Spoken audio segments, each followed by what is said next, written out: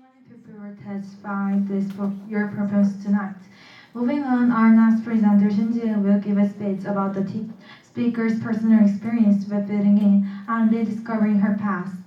Not only that, but the speech will also be followed by the recital of the lyrics Will Last Forever by Akdong Musician translated into English. Let's give a round of applause to Jieun Will Last Forever.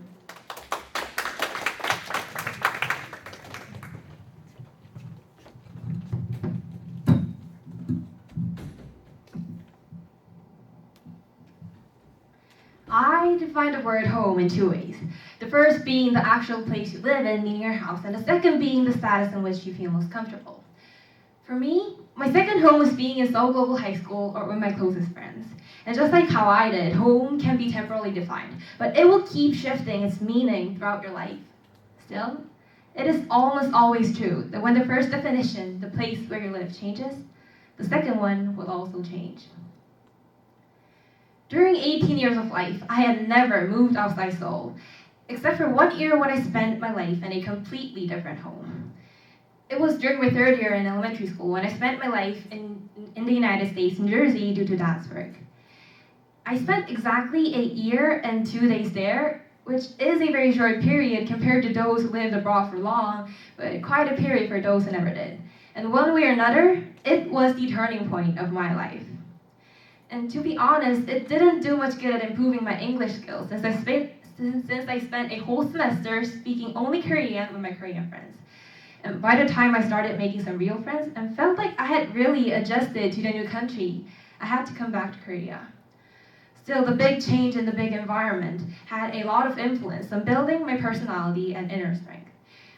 I became far more extrovert compared to how I barely used to talk before and was able to broaden my eyesight of seeing the world. I remember 1 or 2 months before leaving, a new student from Korea transferring to our class. And I didn't really pay much attention to her at first, but then I heard her mother talking how her family was going to stay in the United States for only 1 year, and I felt some sense of closeness to her because that was what I was doing at the moment. And I noticed that she was a normal Korean girl dressed up in complete Korean style with dark brown hair and eyes. And she could barely speak English, which made me doubt on whether she would be able to get along well in this new country. But soon I came to Korea with all the other things in mind. Her existence and those little worries about her gradually disappeared in my head. Then a few months ago, while I was skimming through Instagram, I came across her account. And curious, I looked at some of her posts and found out that she was still living in the United States. And to my surprise, she had changed into a completely different person. She was now a typical American teenager, showing no signs of the newcomer image that I remembered from years ago. She was very fluent in English, and she also had many friends, including those who had once been close to me. As I grew up, I learned to acquaint myself from the environment around me. I am now perfectly Korean, with memories of the US barely remaining.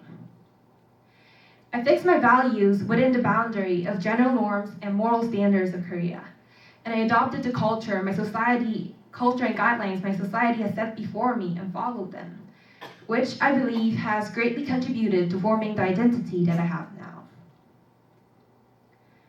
I sometimes wonder how my life would have changed if I had not come back to Korea. And I wonder how that friend's life would have turned out if she didn't stay in the United States.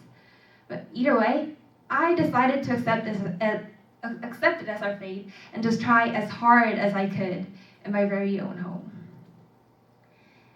To end my speech, I would like to recite the lyrics of the song Will Last Forever by Akdong Musician that I translated into English. Normally, I love reading song lyrics as well as short quotes or poetry, so I thought it would be very meaningful to share one here.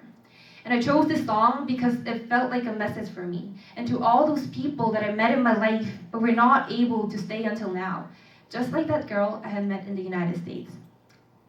And while listening to it, I wish for all to always be happy and make the best of ourselves regardless of where we are.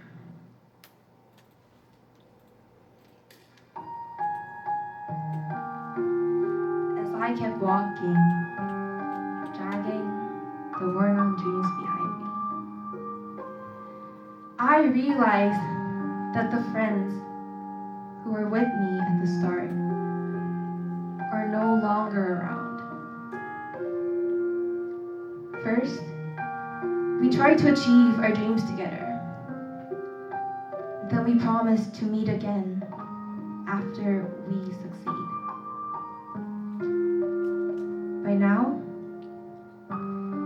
if you are going through the beginning of reality, will your smile be different from what I remember? It seemed as if we were going to be together forever. But when we cleared away our young world, things spread out to that steep, narrow street. Our dreams were once brilliant and pure. So I hope you always hold on to those dreams, dreams that overflowed in your hands. Though you get scarred from those clumsy footsteps of life, and even if the world seems strange with all the new encounters, I believe that someday you will achieve all you wish,